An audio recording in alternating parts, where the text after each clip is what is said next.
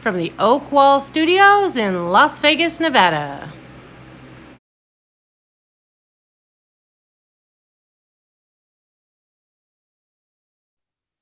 Hello, this is Jesse Oakley III, and welcome to the Yoke Zone, where we provide positive words of wisdom for you, the happy people. Now, from Monday through Fridays, I will share with you my plethora of positivity on the Oak Zone. But today is Sunday morning, and it is time for the Sunday Morning Chat Series. Here is where I get to interview a plethora of positive people that are making a big difference within their communities, whether they are yoga instructors, Bitcoin experts, animal rescue volunteers, or anyone else that's making a big difference. You will hear from them on the Sunday Morning Chat Series.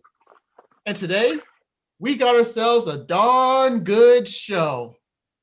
Many of you know that I'm involved with an organization called Toastmasters International. From 1924 to the 1930s, Toastmasters was growing all over the clubs in California, Oregon, Washington, and the West Coast. In 1930, a new Toastmaster club opened up in Vancouver, British Columbia, Canada, and the name Toastmasters International took place.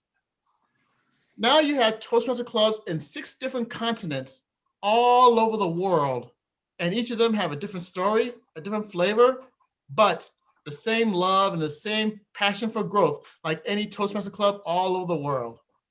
Speaking about international fields and Toastmasters, I have some great guests that are here with me, Paul and Clelia White, and what we're going to talk about is international outreach for Toastmasters. Paul, Clelia, how's it going? Fantastic. Going great. We're a happy couple and glad to be on this happy show.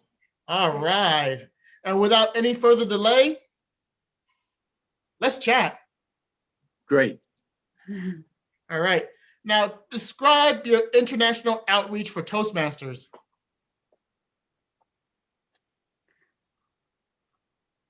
We have a club in Washington, D.C., but with COVID-19 lockdown, we were in need to join Zoom. So now our life is Toastmasters via Zoom. And now we have members from different continents, from Taiwan, we have from Spain, all over.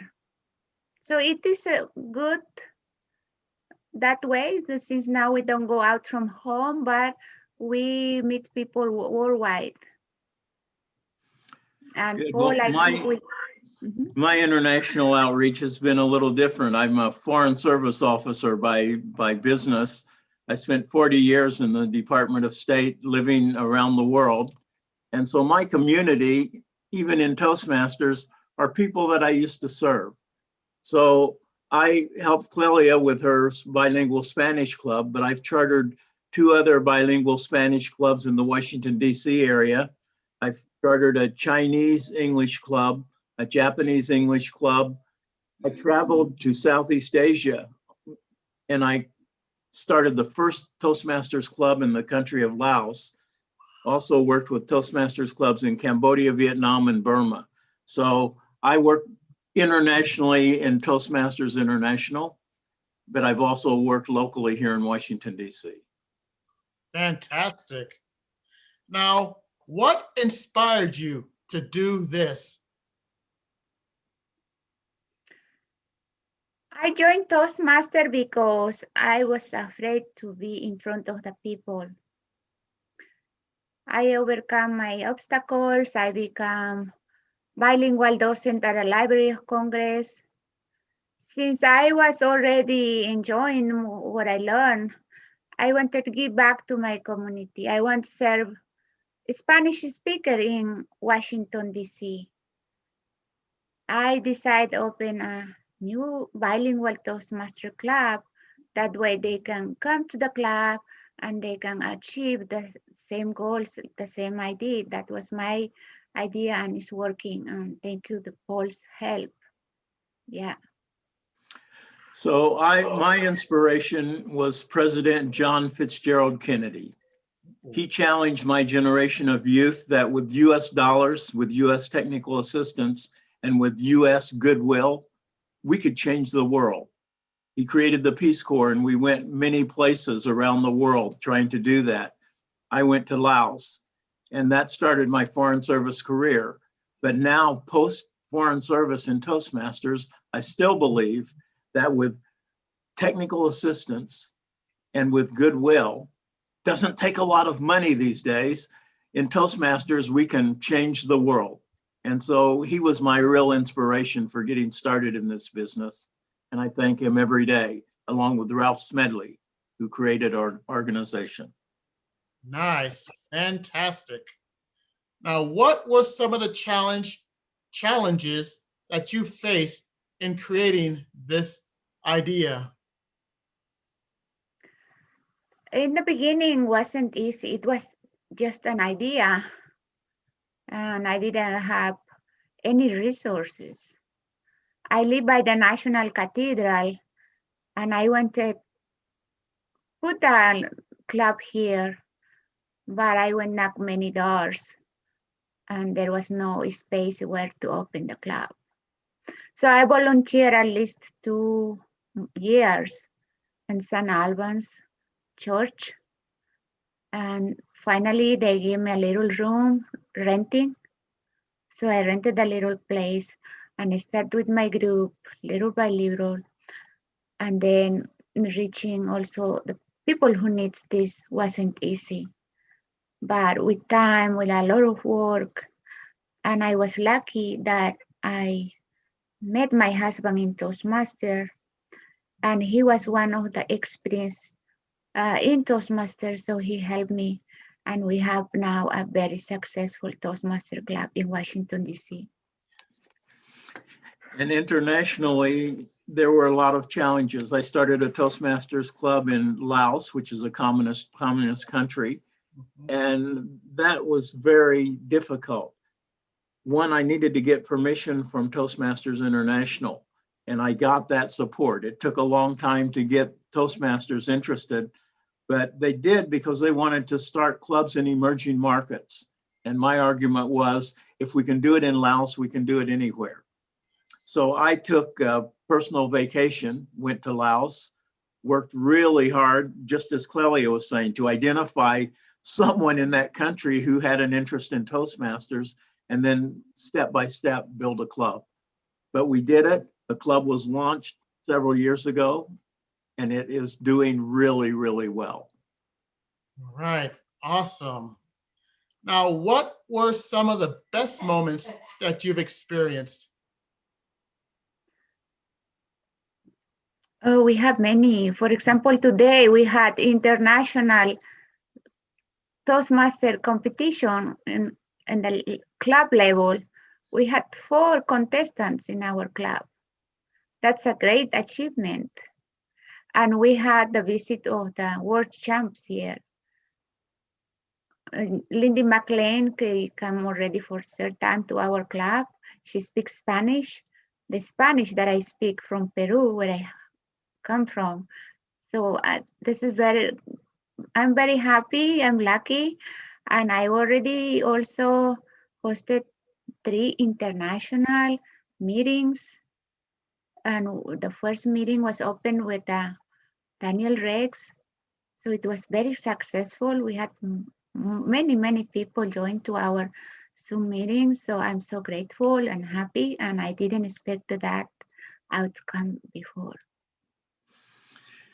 And I'm really happy in our bilingual club. We're doing amazing things thanks to Zoom. The virus has actually helped us in one way in Toastmasters because it has opened up the possibility of Toastmasters International truly being international. We can go to any continent, like you said, 6 continents, visit clubs. Wherever we go, we're treated like a lost brother or sister. People have a like mind. But a couple of my really wonderful memories, the day I got the charter paper for the club in Laos was just an amazing day because everyone said that can never happen, and it happened. And the other time was at the International Convention carrying the Lao flag, the year that it chartered. And of course, in 2016, I was the convention chair.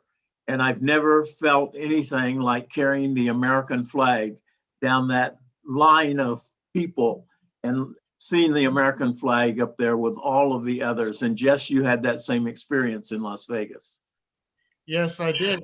It was very fantastic.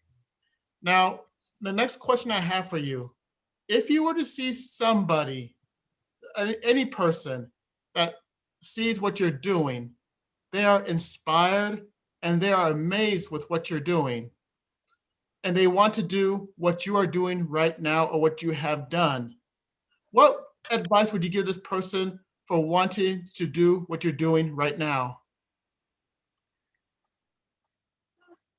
I would advise to that person that if you have a dream,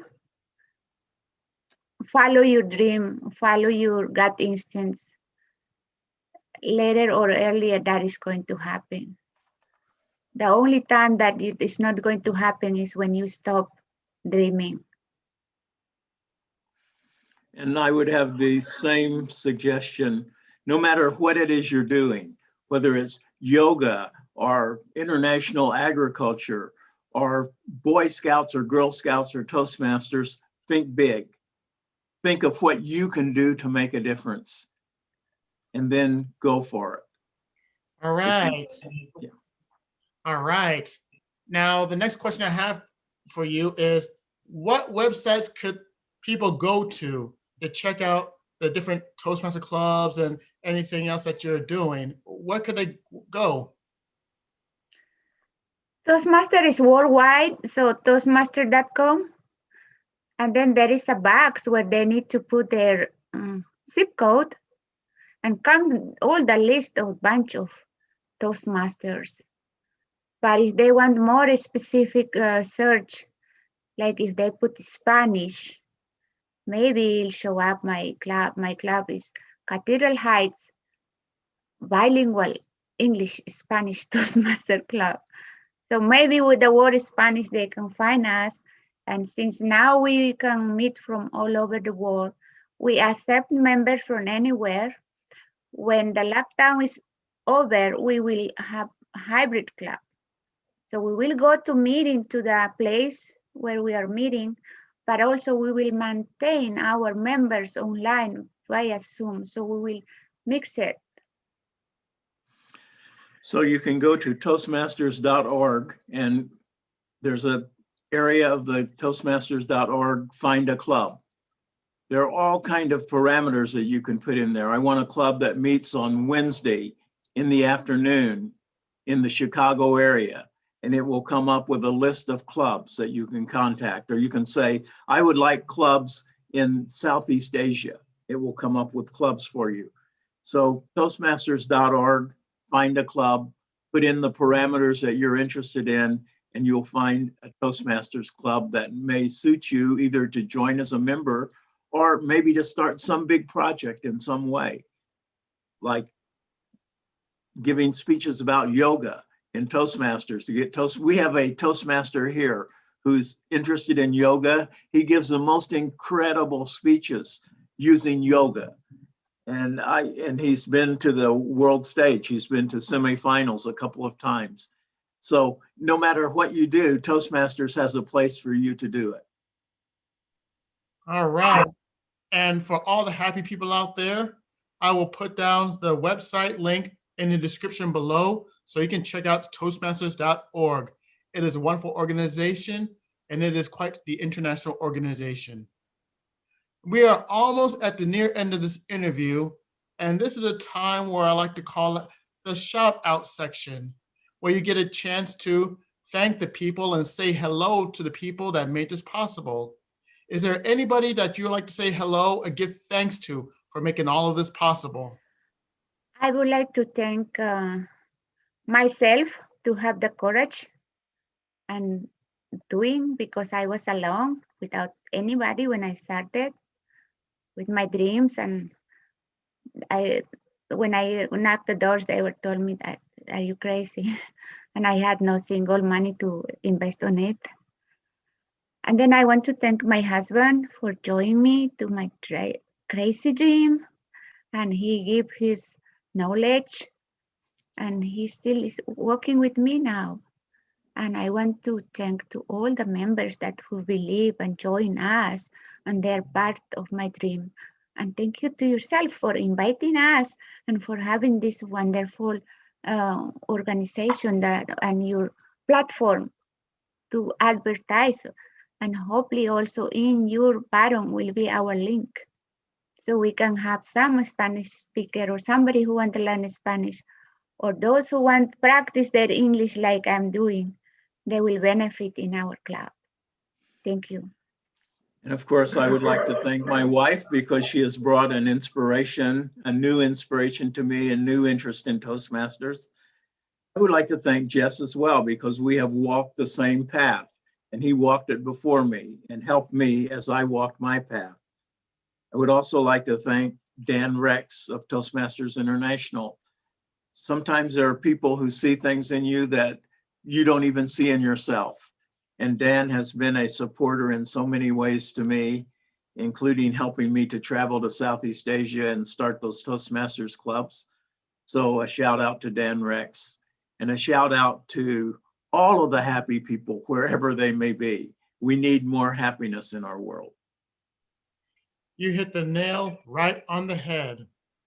Now, the final question I have for you is, there will be lots of people that will watch this video, happy people.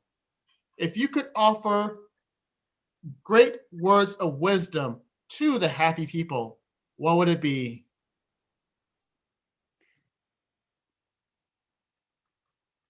Live the life like it's the last day, and enjoy whatever is now.